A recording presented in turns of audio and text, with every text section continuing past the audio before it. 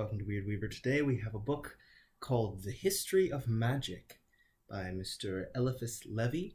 It's like about 1859.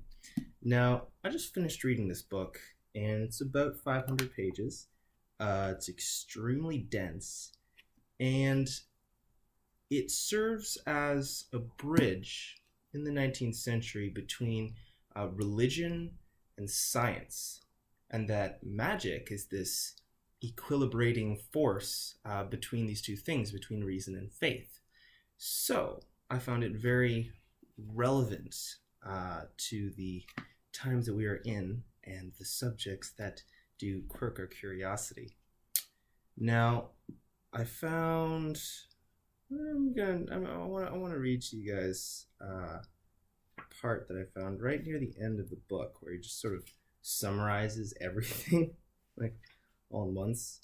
And yeah, just to note that like it is written very like fancy language that does communicate like knowledge. So it's a technical but also poetic language, and he uses words that can be ascribed to like Catholicism, because that's the cultural sort of standpoint that he's writing from. But again, you can apply any sort of interpretation to any of the terms that arise herein. So this is from Magic in the 19th Century. And I'm gonna skip ahead to the part that I think is most interesting, because it basically summarizes the great secrets of magic as close as is humanly possible. There are three things in the universe: the spirit, the plastic mediator, and matter. The ancients assigned to spirit as its immediate instrument that igneous fluid to which they gave the generic name of sulfur. To the plastic mediator they assigned the name of mercury, because of the symbolism represented by the caduceus. To matter they gave the name of salt, because of the fixed salt which remains after combustion, resisting the further action of fire. Sulfur was compared with the father on account of the generative action of fire. Mercury with the mother, because of its power of attraction and reproduction. And salt, in fine, was the child, or that substance which is subjected to education by nature. For them also the creative substance was one, and the name they gave it was light.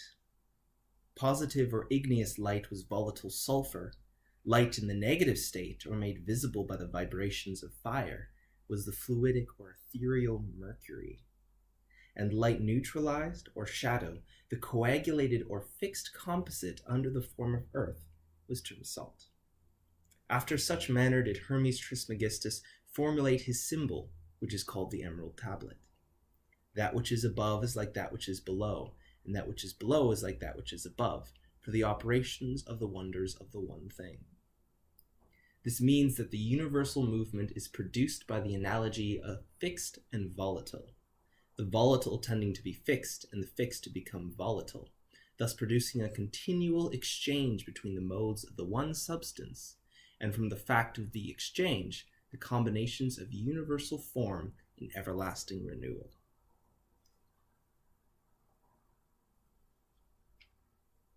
That which the ancients understood by the four elements in no wise signified simple bodies, but rather the four elementary manifestations of the one substance.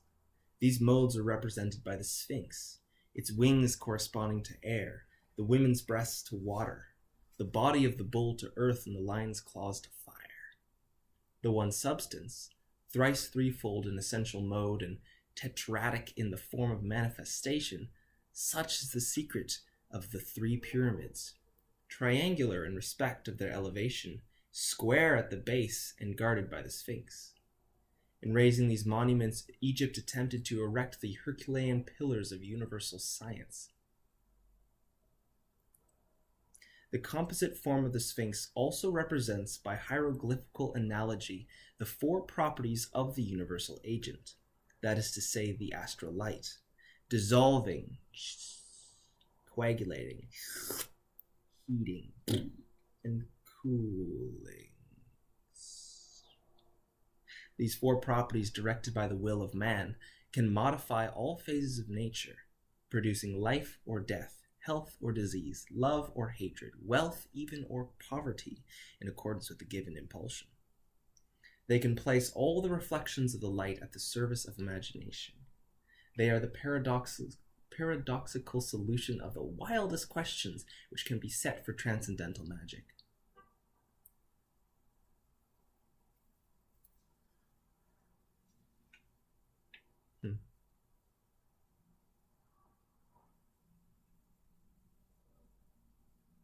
God and nature alike have closed the sanctuary of transcendent science, and this in such a manner that beyond a certain limit, he who knows would speak to no purpose, because he would not be understood. The revelation of the great magical secret is therefore happily impossible. The replies which we are about to give will be the last possible expression of the word in magic, and they will be put in all clearness, but we do not guarantee to make them comprehensible to our readers.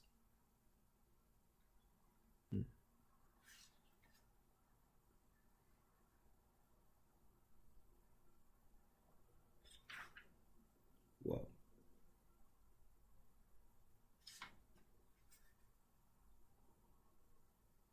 Let us now further certify with the ancient sages that the universal principle of life is a substantial movement, or a substance, which is eternally and essentially moved and mover, invisible and impalpable, in a volatile state and manifesting materially when it becomes fixed by the phenomena of polarization.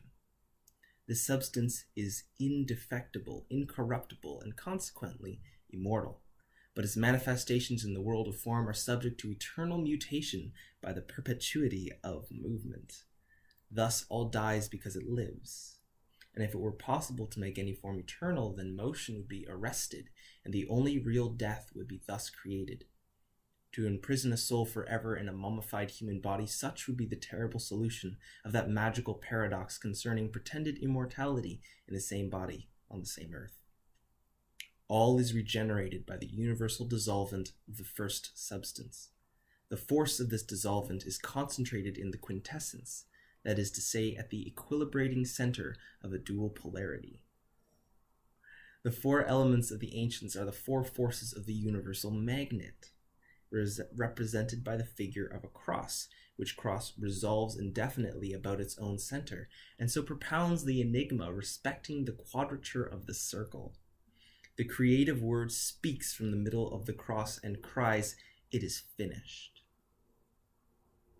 It is in the exact proportion of the four elementary forms that we must seek the universal medicine of bodies, even as the medicine of the soul is offered by religion in him who gives himself eternally on the cross for the salvation of the world. Magnetic state and polarization of the heavenly bodies results from their equilibrated gravitation about suns, which are the common reservoirs of their electromagnetism. The vibration of the quintessence about common reservoirs manifests by light, and the polarization of light is revealed by colors. White is the color of the quintessence. This color condenses towards its negative pole as blue and becomes fixed as black, while it condenses towards its positive pole as yellow and becomes fixed as red. Thus centrifugal life proceeds always from black to red, passing by white, and centripetal force returns from red to black, following the same path. The four intermediates or mixed hues produced with the three primary colors are what are called the seven colors of the prism and the solar spectrum. These seven colors form seven atmospheres, or seven luminous zones round each sun, and the planet which is dominant in each zone is magnetized in a manner analogous to the color of its atmosphere. Venus is green, isn't it? In the depths of the earth, metals are formed like planets in the sky by the particular influences of a latent light which decomposes when traversing certain regions. To take possession of a subject in which the metallic light is latent before it becomes specialized, and drive it to the extreme positive pole, that is to say to the live red, by the help of a fire derived from the light itself. Such is the secret in full of the great work. It will be understood that this positive light at its extreme degree of condensation is life itself in a fixed state, serving as a universal dissolvent and as a medicine for all kingdoms of nature. The heat, light, electricity, and magnetism of modern chemists and physicists were for the ancients elementary phenomenal manifestations of one substance, called aur, odd, and ob. Odd is the active, ob the passive, and aur is the name of the bisexual and equilibrated composite, which is signified when the Hermetic philosophers speak of gold.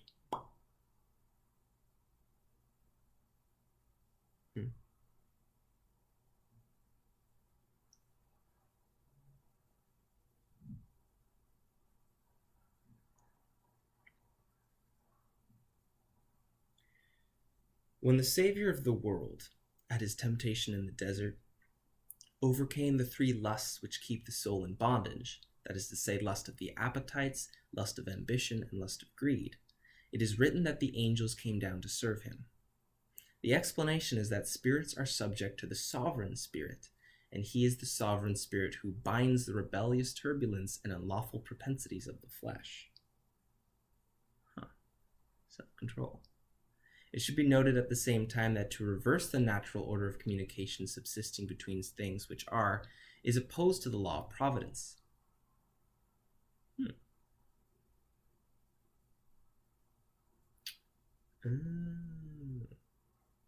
Skipping ahead a little bit. Whoa. The will is omnipotent when armed with the living forces of nature. Thought is idle and dead until it manifests by word or sign. It can therefore neither spur nor direct will. The sign, being the indispensable form of thought, is the necessary instrument of will. The more perfect the sign, the more powerfully is the thought formulated, and the will is consequently directed with more force. Blind faith moves mountains, and what therefore would be possible to faith if enlightened by complete and indubitable science? If the soul could concentrate its plenary understanding of the energy in the utterance of a single word, would not that word be all-powerful? The Ring of Solomon, with its double-sealed, typifies all science and faith of the Magi expressed by one sign. It symbolizes the powers of heaven and earth and the sacred laws which rule them, whether in the celestial macrocosm or in the microcosm of man. It is the talisman of talismans and the pentacle which is above all pentacles. As a sign of life, it is omnipotent, but it is without efficacy as a dead sign. Intelligence and faith. The intelligence of nature and faith in its eternally active cause, of such is the life of signs.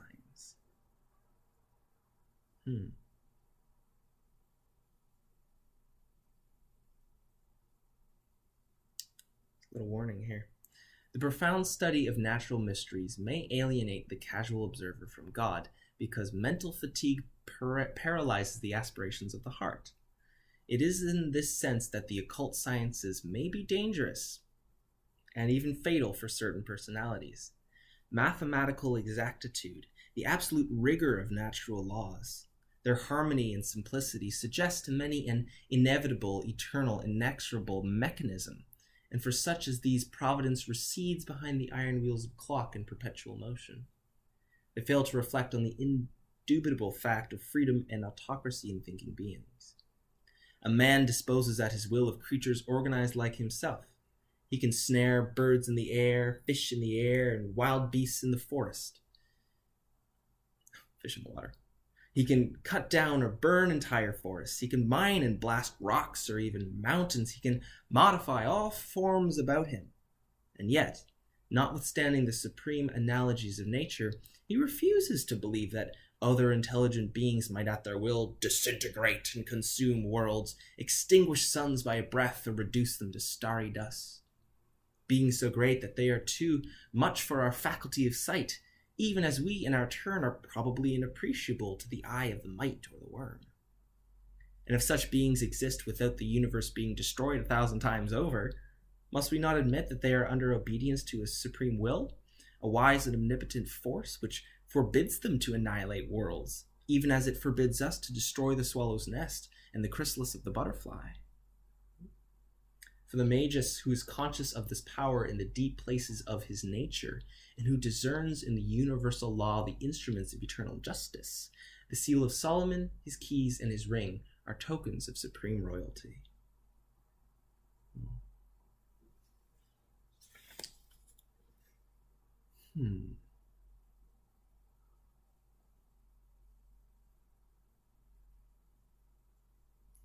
The money-seeking epoch in which we now live is the precursor of more lavish charities and of greater good works than the world has ever known. But it must be understood that the will of man modifies blind causes, and that a single impetus started by him may change the equilibrium of an entire world. If such is man's power in the world under his dominion, what must be that of the intelligences which rule the suns? The least of the egregores, with a breath, and by dilating suddenly the latent caloric of our earth, might shatter and reduce it into a cloud of dust. Man also can dissipate by a breath all the happiness of one of his kind.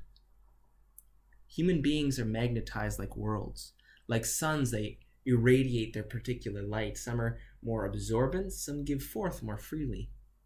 No one is isolated in this world. Each is a fatality or a providence. So long as man is subject to the dictates of fatality, he is profane. That is to say, a man who must be excluded from the sanctuary of knowledge, because in his hands knowledge would become a terrible instrument of destruction. On the contrary, the man who is free, who governs by understanding the blind instincts of life, is essentially a preserver and a repairer, for nature is the domain of his power and the temple of his immortality. When the uninitiated seeks to do good, the result is evil. On the other hand, the true initiate can never will to do evil. If he strikes, it is to chastise and to cure. The breath of the uninitiated is deadly. That of the initiate is life-giving. Who is profane suffers that others may suffer also, but the initiate endures in order that others may be spared. He who is profane steeps his arrows in his own blood and poisons them. He who is initiated cures the most cruel wounds by a simple drop of his blood. Food for thought. He who disposes of the secret forces of nature, and yet does not risk being crushed by them, he is a true magician. He is known by his works and by his end, which is always a great sacrifice. Zoroaster created the primitive doctrines and civilizations of the East, after which he vanished in a tempest like Oedipus. Orpheus gave poetry to Greece, and with that poetry the beauty of all high things.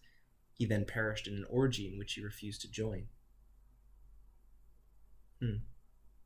Apollonius of Tyana and Synesius were simply wonderful philosophers. They cultivated the true science but did nothing for posterity.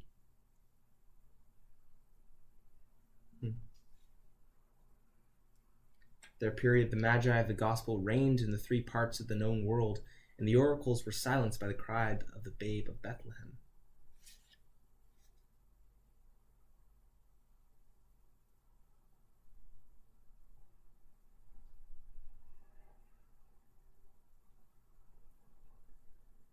The fatality of passion is like a fiery serpent which twists and writhes about the world, devouring the souls therein. But intelligence, peaceable, smiling, and full of love, represented by the Mother of God, sets her foot upon its head. Fatality consumes itself, and is that old serpent of Kronos eternally devouring its tail. Rather, there are 2 hostile serpents, striving one with another, until such time as harmony intervenes to enchant them, and make them interlace peaceably about the caduceus of Hermes. There's your knowledge drop for the day. What do you think it all means? I don't know. Tell me. Whee!